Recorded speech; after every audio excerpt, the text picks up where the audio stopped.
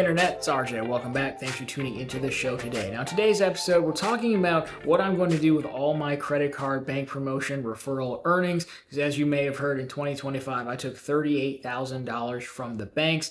And so how do I spend that money? Where does it all go? Do I blow it on more monitors or more watches or tighter fitting shirts or something responsible with it, like paying down the house? So that's what we're going to cover, as well as some best practices I've learned, how you can take those rewards, sort of shape your goal and use the bank's money against itself, if you will. So, of course, if that sounds interesting to you, go ahead, press the subscribe button, and let's get to work. Now, a few things here. Again, we've done actually the first video of 2026 was a recap of how I earned $38,000 from banks. It's primarily in three categories. As we said, there's credit cards. I try to get $5,000 a year. Bank promotions, $10,000 a year, and referrals, $10,000 a year. If you're interested in that, of course, we have the video on the main page. But there's also Run on the Bank, which is the second channel dedicated to bank promotions, and of course, ProfitableContent.com. So that is always the goal. That'll have in that video, we'll have the breakdown of how I got all this money. Now, generally what I like to do is, number one, I tend to set this money aside, leave it into, a second account. I have an ally checking account that I actually use for this money to try to keep it separate. And we'll talk about why as we go along. But what do I do with that money? Well, in that video, I made a passing comment of like, oh, I take those rewards and I try to pay off this house, the headquarters, much faster. And that is overall the goal. So again, I've learned some stuff that, it sounds pretty self-explanatory, but there's still some small tips to, help keep yourself accountable. And of course, there are other things, because when does everything really go according to plan? So we'll go through all of them here, because at the end of the day, rewards are still money, right? So the number, I'll talk about these more, but expenses, of course, fun stuff sometimes, more rewards, and then mortgage payments like that. So expenses, pretty self-explanatory. I have a real job, right? So it's not normally an issue, but sometimes, like I have one of those services where they come through like once a year and they do like all the major trades, do like a checkup on your house. And this year wasn't too bad. They only hit me for like $1,700 worth of stuff, some HVAC parts, and a plumbing deal. Like the shower was leaking, which is hilarious because I don't even take a shower here. I take a shower at the gym, but somehow they found it, which is fine, which is what I pay them for. So that's cool. So now for $1,700, like I will just pay that out of like my regular money, right? But in the past, it's been much larger. The previous year was a lot of plumbing stuff. That's why this year was probably not so bad. And I think it was like $10,000 or $12,000, something like that. And so in that case, yeah, of course, we're going to use a credit card to, earn points. We usually can't turn around and get a new card that fast, especially if you're like me and you've applied for so many things. But if something, I would say, major comes up, then yeah, feel free to use those earnings and those rewards to help knock that down. It's not fun, but I almost see it as like the get down, Mr. President thing. That money jumps in front of that expense, so it doesn't hit your actual money, which I would consider my actual money for my job. So that one's pretty self-explanatory.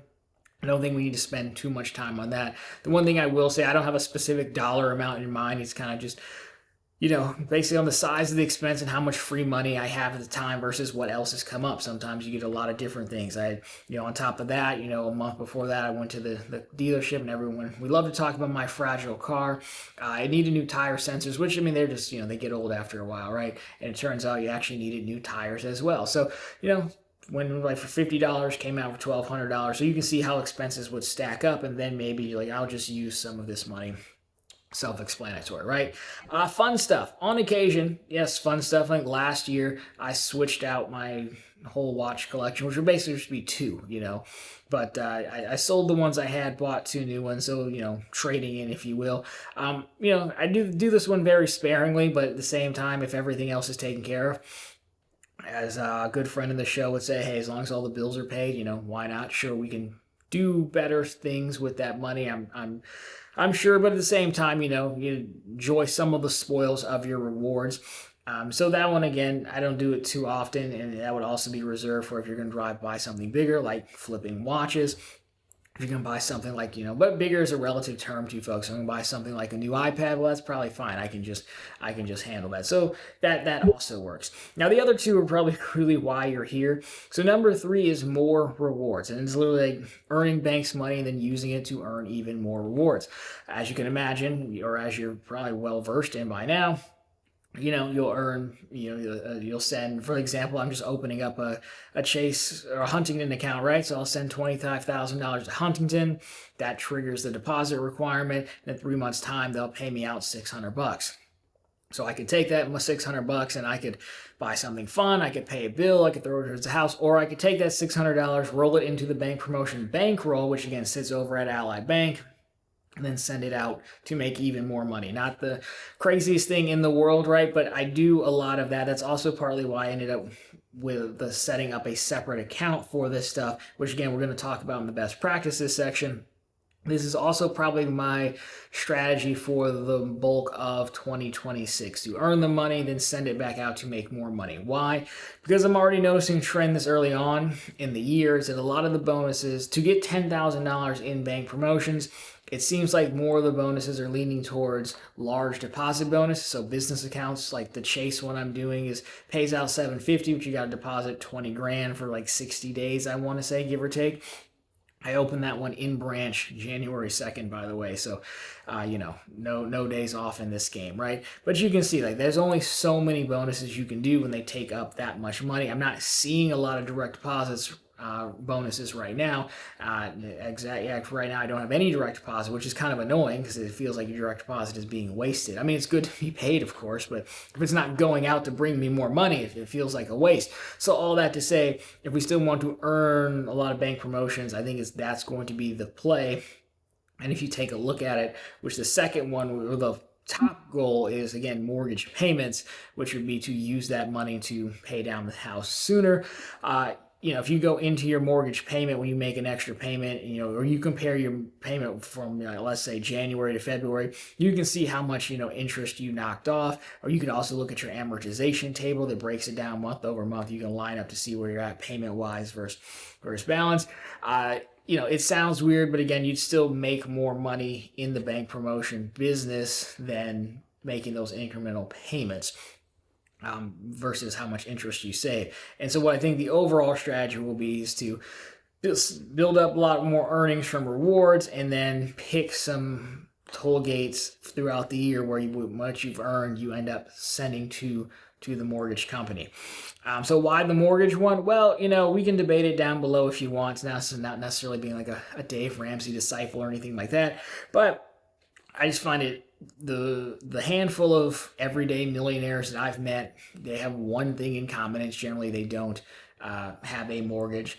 And you spend way too much money moving house to house. It costs you 20, 30 grand to sell a house. It costs you 20, 30 grand to buy a house. She'd have to be really, really hot for me to move. And honestly, I'll settle for like a 4 and like stay put if we're being super serious. If it came to spending that much money.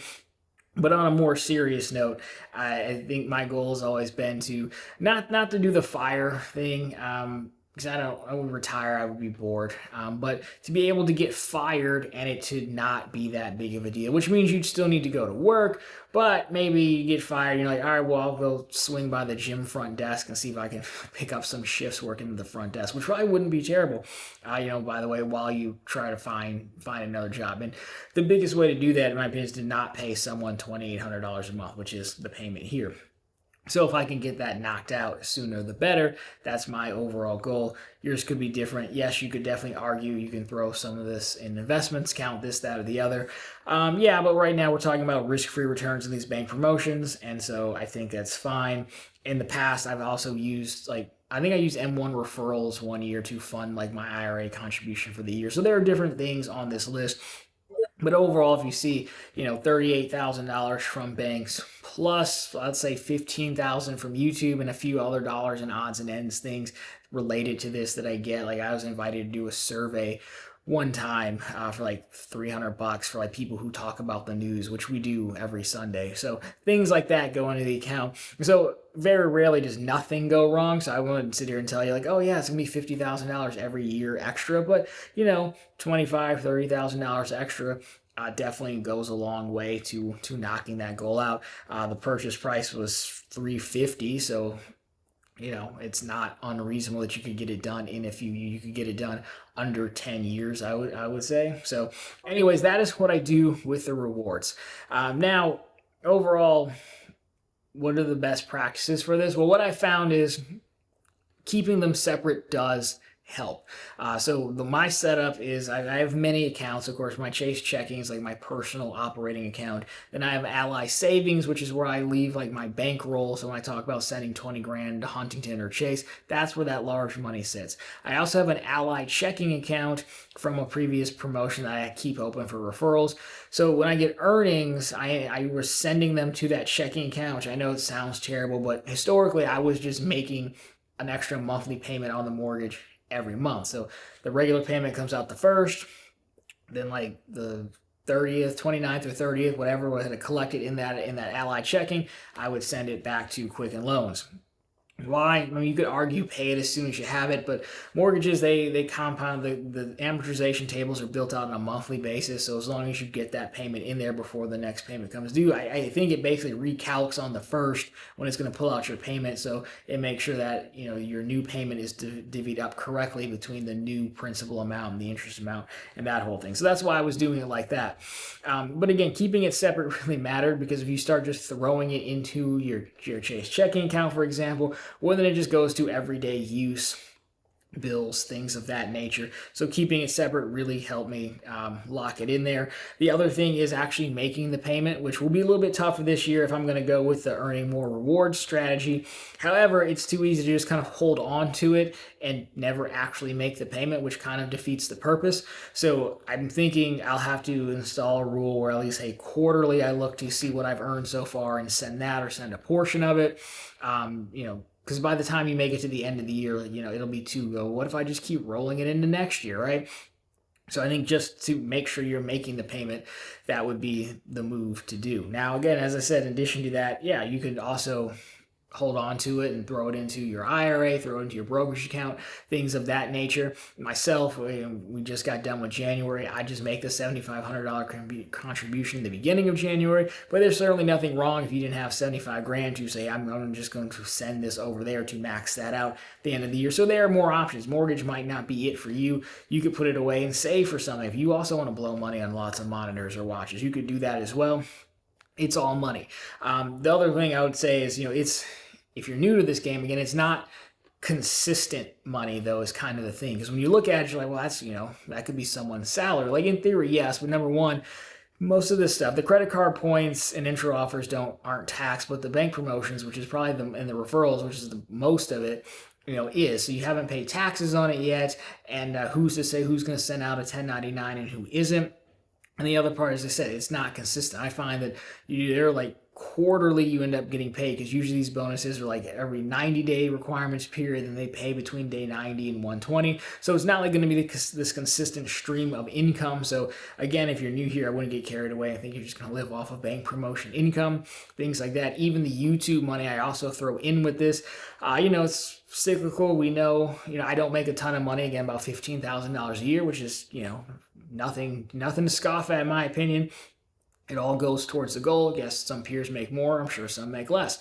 But, it's still variable income, right? We know around Black Friday through Christmas, it'll be higher. And then in January, it's usually pretty low because everyone's shopped out. So, all that to say, plan accordingly. But overall, that's why we have the bank promotion tracker. Dumping into the second account has made a big difference. And of course, lastly, making the payment itself. The last thing I'll close on is it's the tenet of the channel to use banking products against one another. In the chain of a transaction, everyone's going to make money. The only question is, are you going to make money? And this is a way to make money. So you can take one financial product, being a mortgage, and of course with a rental it makes more sense, which I have. You take the financial product of a mortgage, and then you rent it out to make your money against the bank's money. So you're not losing money, you're making money, hopefully. With obviously a primary residence, there's not that option. So if you look at your mortgage payment, well, what can I do to offset that for free? Well, I can use the bank's money from over here and these other products to help offset the interest, really, that's how the bank is making their money. I know they've sold the loan already, but you should just stick with me here. The point is to look through a bank's offerings and see what products we can offset from one another. It might not necessarily be a one-to-one, but you can see, 20, I should have done the math, but actually I could just do it really quick. Because if I said it, I'm rounding down to make it an even number. If I said 2,800 and I multiply that by, that's 28,000. Now this is bad television. Times 12, that's 33,600. Make it 35,000 because I'm making it even. So you could see, if nothing else went wrong, had no other expenses, well, then you could have taken all the bank's money and completely paid for your mortgage. Again, it rarely works that way. I don't want to make this super misleading, but don't kid yourself, it definitely helps. So that is why I'm going to continue to do this, be on the internet, on TV talking about it, plus hunt my own promotions, do the referrals shamelessly, and get as many card offers as I can, because again, it does make quite a difference in that goal to getting this thing paid off early. And as long as I find my 4 or higher, I won't have to move, and that'll be great. So anyways, guys, that'll do for this one. Let me know what you do with your earnings down below, or what else you would like to know about the setup I have going on here. But of course, if you liked it, drop me a thumbs up down below. If you found it particularly interesting, consider subscribing to the channel, so I'm posting content just like this every single week. And of course, right back here every Sunday with all the news you can use in the week that was in credit and finance. And of course, every single day over on profitablecontent.com, which is of course the channel's blog. It's always linked down below for you. So if you want to know where to find these news stories, these card offers, or these bank promotions, well, no better place than to get started right there. Anyways, guys, that'll do it for this one. As always, thank you so much for watching. I'll talk to you very soon in the next one.